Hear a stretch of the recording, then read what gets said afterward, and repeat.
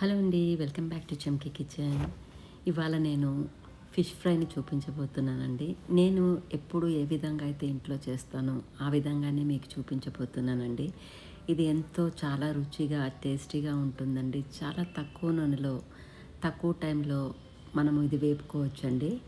మీరు కూడా ఒకసారి ఈ విధంగా ట్రై చేసి మీకే విధంగా వచ్చిందో నాకు కామెంట్స్లో తెలియచేయండి.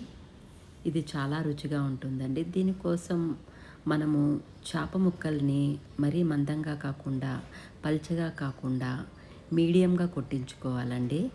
అలా అయితే మనకి వేపుడికి చాలా బాగుంటుంది. దీనిలోకి మనము పావు టీ స్పూన్ పసుపుని, అలాగే తగినంత ఉప్పు కారాలని, 1 టీ స్పూన్ ధనియాల పొడి, ఒక అర టీ స్పూన్ జీలకర్ర పొడి, అర టీ స్పూన్ గరం మసాలా, అలాగే పావు టీ స్పూన్ పెప్పర్ పొడి, 1 teaspoon cornflour, half teaspoon maida పిండి, హాఫ్ టీ స్పూన్ రైస్ ఫ్లోర్‌ని తీసుకొని బాగా కలుపుకోవాలి.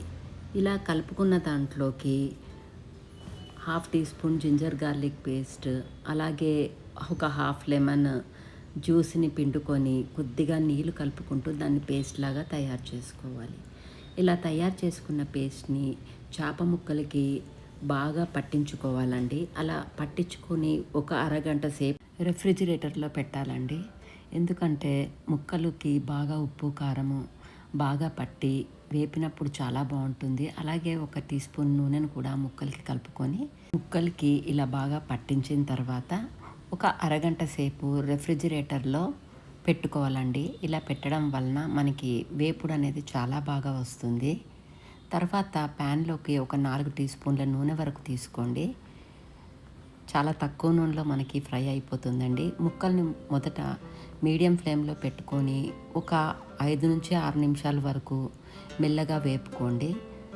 మరీ ఎక్కువ ముక్కలను ఒకటేసారి పెట్టకండి. వేపడానికి వీలుండే ముక్కల్ని మాత్రమే వేయండి. ఇలా 10 నిమిషాల తర్వాత లో టు మీడియం ఫ్లేమ్లో వేపుకున్న తర్వాత ముక్కల్ని తిరిగేయండి. ఇలా తిరిగేసిన తర్వాత దాంట్లోకి ఇలా ఈ విధంగా కొన్ని ఉల్లిపాయ ముక్కలు, కొత్తిమీరను వేసి మరొక 10 నిమిషాలు మెల్లగా కింద పాటకుండా వేగనీయనియండి. ఈ ఉల్లిపాయ ముక్కలు తినడానికి చాలా టేస్టీగా ఉంటుందండి. మీకు వీలుంటే ఎక్కువ కూడా వేసుకోవచ్చు. ఈ విధంగా వేపుకున్న ముక్కల్ని చేపల పులుసుతో అయినా, సాంబార్లోకైనా, పప్పుచారులోకైనా చాలా రుచిగా ఉంటుందండి.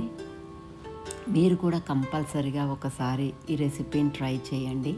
మీకు చాలా నచ్చుతుంది. Please like, share, comment and subscribe to Chamki kitchen. Thanks for watching. Once again, thanks for watching.